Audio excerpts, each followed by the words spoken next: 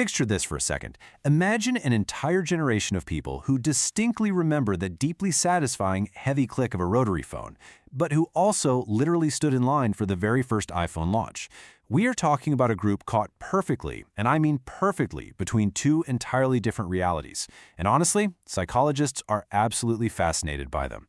Before we begin, if you're interested in psychology, human behavior, and powerful life lessons, make sure to like this video and subscribe to the channel. Now let's begin. To really grasp what this means, let's think about a conceptual stickman representing this group. Think about his childhood for a minute. This was a time when missing an episode of your favorite TV show meant, well, it was just gone forever. There was no streaming, no pausing, no catching up later. And then he takes this sudden, massive leap into an adulthood completely defined by glowing screens and instant digital connection. He's standing there, totally bewildered, right in the middle of these two paradigms. And that perfectly sets the stage for our explainer today. Section 1. The Xennial Paradox.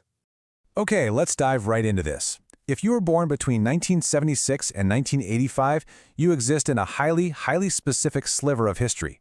You're on the absolute tail end of Generation X, but you aren't exactly a millennial either, even though society constantly tries to shove you into one of those two boxes. So, around 2014, researchers started using the term Xennial to describe this very narrow birth window. Sociologists call this a microgeneration, and the things that happened during this specific time created an incredibly unique psychological profile. You see, you spent your early childhood in a completely analog world.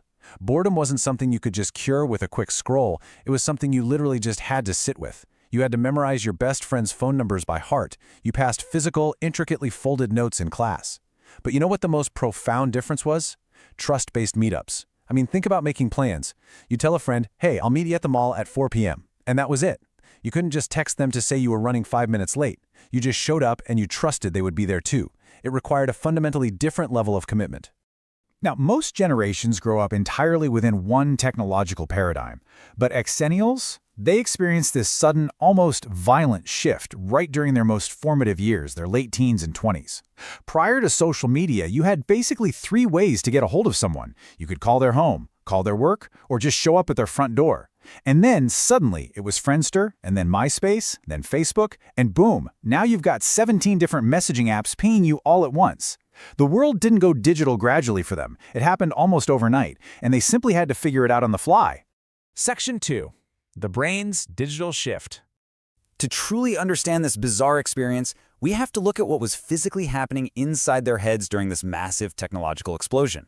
According to research on human brain development, it all comes down to the prefrontal cortex. This is the specific region of the brain that mediates our ability to adapt to new situations and learn highly complex skills. Think of it as the center of our high brain plasticity. It's essentially how we process massive environmental changes without completely short-circuiting. So the absolutely crucial point here is this number, 25. A landmark study published in Nature Neuroscience found that the prefrontal cortex actually doesn't stop maturing until roughly the age of 25. Think about the timeline we were just talking about. This means Xennials were still in this vital, high plasticity window of brain development right when the entire technological landscape was going through a total overhaul.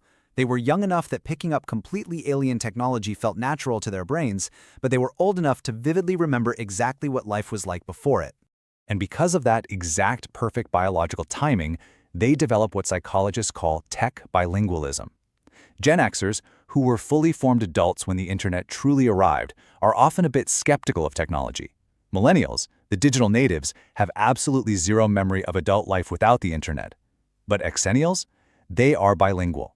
They are perfectly comfortable going off-grid for hours without feeling that sudden spike in anxiety. But they are also completely fearless when it comes to learning a new piece of software. They aren't intimidated by it, but they also aren't completely dependent on it. Section 3. Memory before social media. This bilingualism, it actually bleeds into another massive psychological difference, how they view privacy and the past. Let's look at how a lack of permanent digital documentation fundamentally shaped the Xennial mind. Research on autobiographical memory shows that the way we store personal experiences is actually incredibly fluid. Our brains are biologically designed to be editors. We hold on to the core of what really matters, and we let the trivial, awkward details kind of just fade away. Human memory is supposed to evolve into stories, you know? It's not supposed to exist as an unchangeable, permanently searchable database. But today, when absolutely everything is documented, that natural biological editing process gets totally disrupted.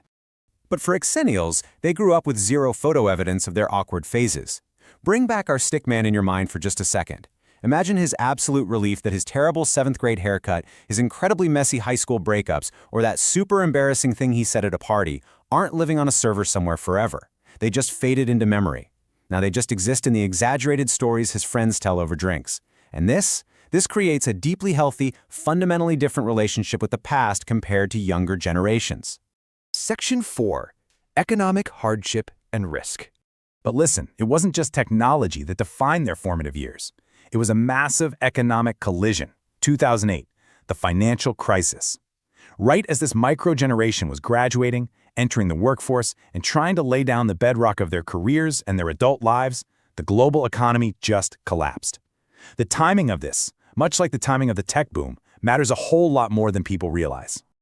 Research into economic hardship demonstrates that financial trauma during this specific life stage creates lasting psychological scars. People who experience profound job loss or instability in their 20s carry those experiences forward for the rest of their lives. It completely alters their fundamental views on money. It creates this deep, lingering need for security, because even when their situations vastly improve later in life, there is an enduring underlying current of anxiety. It's like a whispering voice in the back of their minds that constantly asks, what if it all just falls apart again? Section 5.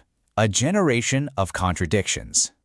When you combine a sudden technological leap with severe economic burns right at the starting line of adulthood, you forge a highly contradictory mindset. Let's break down this paradox. On one hand, Xennials have the latchkey kid independence and skepticism of Gen X. Their parents often had no idea where they were until the streetlights came on, right? So they learned deep self-reliance. They learned how to solve their own problems. But on the other hand, they came of age during the early utopian days of the internet, a time of intense, hopeful optimism, where everyone truly believed global connectivity was going to solve all of humanity's problems. So they end up being somehow doubtful, yet cooperative, fiercely independent, yet digitally interconnected.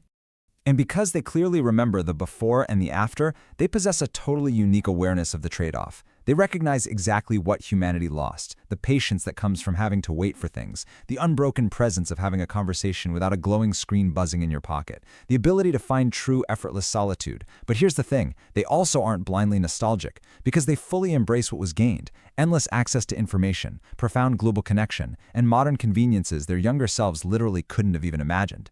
They managed to hold the grief of what we sacrificed right alongside the appreciation for what we built. Section 6. Adaptability as a superpower. A lot of Xennials report feeling like they don't quite fit in anywhere, like they're a bit too young for some cultural touchstones, but way too old for others.